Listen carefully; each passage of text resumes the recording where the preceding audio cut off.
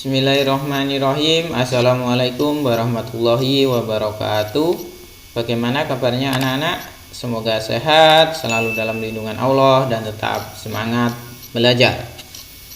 Hari ini kita melanjutkan kegiatan belajar kita ya. Masih di tema 6 tentang energi dan perubahannya. Pada hari ini kita belajar subtema 2 pembelajaran 1. Nah, dibuka bukunya ya anak-anak. Halaman 53 subtema 2. Nah, kita belajar tentang perubahan energi. Pada subtema 1 kemarin kita sudah belajar mengenai apa itu energi ya, macam-macam energi.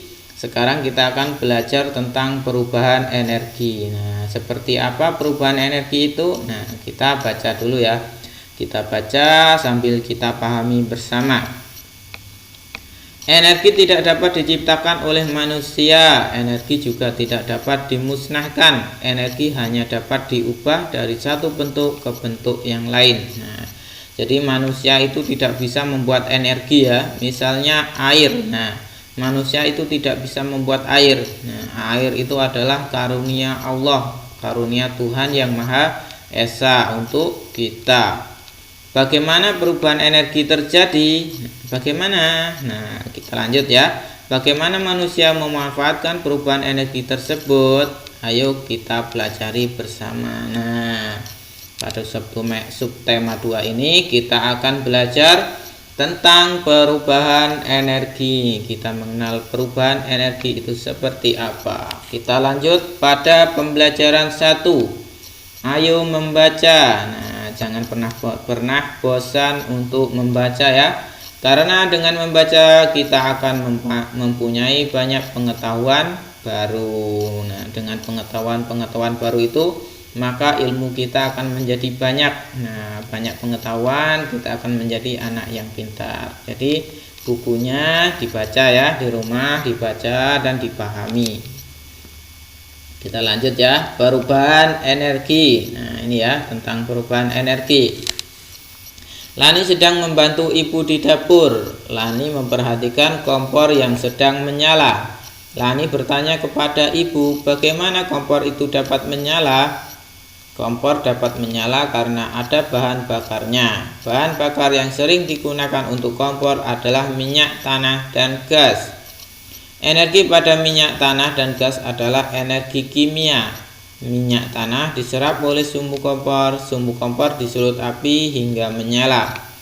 Pada saat kompor menyala, terjadi perubahan dari energi kimia menjadi energi panas. Saat kompor gas menyala juga terjadi perubahan energi kimia menjadi energi panas. Nah, ini ya. Jadi contoh perubahan energi yang ada di sekitar kita, misalnya ada di dapur ini ya.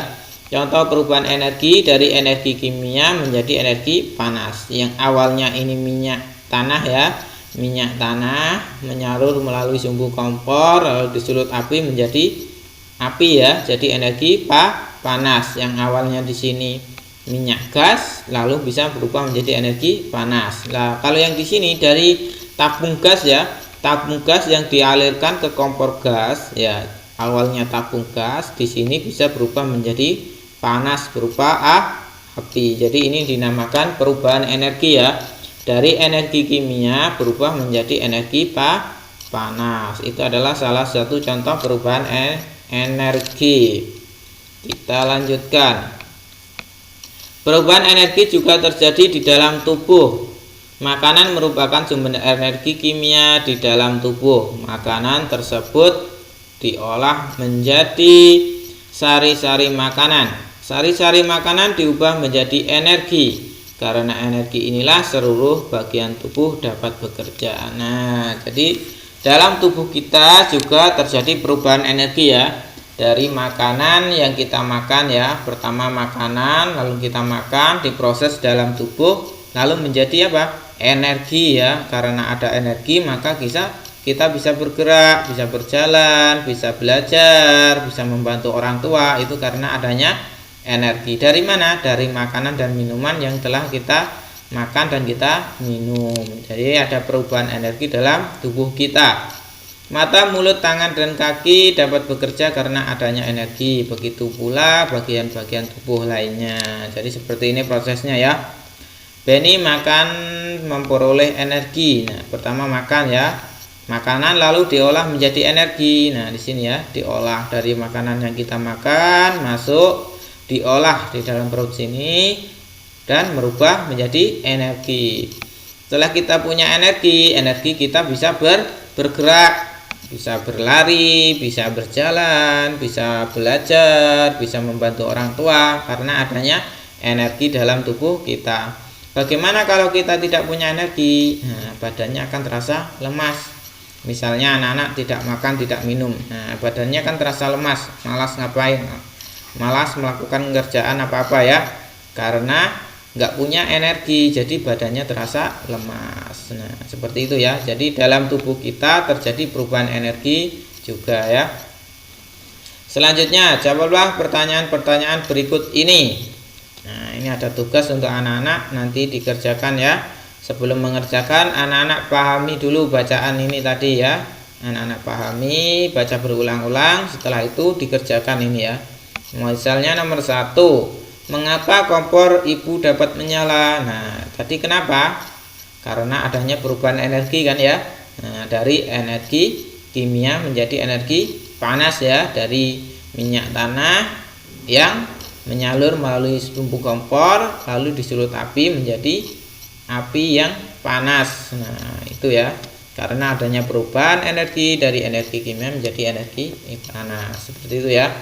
Nanti anak-anak pahami dulu bacaannya, kemudian ini dikerjakan. Kita lanjutkan. Ayo berdiskusi, amatilah lingkungan sekitarmu, lihatlah perubahan energi yang ada di sekitarmu. Anak-anak mengamati perubahan energi yang ada di sekitar kita. Diskusikan bersama temanmu perubahan energi apa saja yang terjadi sehari-hari, baik di rumah maupun di sekolah. Tuliskan hasil diskusimu pada tabel di bawah ini. Nah, anak-anak mengamati ya perubahan energi yang ada di rumah dan ada yang di sekolah.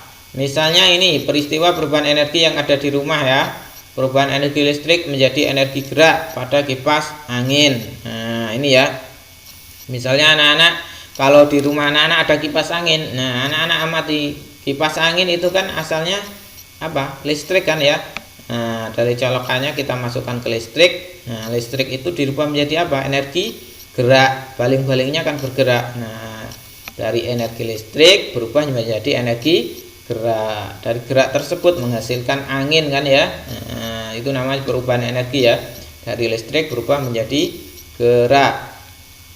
Misalnya perubahan energi di sekolah, perubahan energi listrik menjadi cahaya pada lampu ruang kelas. Nah, kalau di sekolah di ruang kelas kan ada lampu. Nah, lampu itu menyala karena adanya listrik. Nah, jadi dari energi listrik dirubah menjadi energi cahaya. Contoh lampu ya.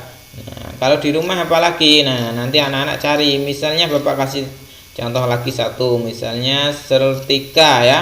Tahu setrika? Nah, setrika yang buat untuk menyetrika baju itu. Nah, itu dari energi listrik dirubah menjadi energi apa?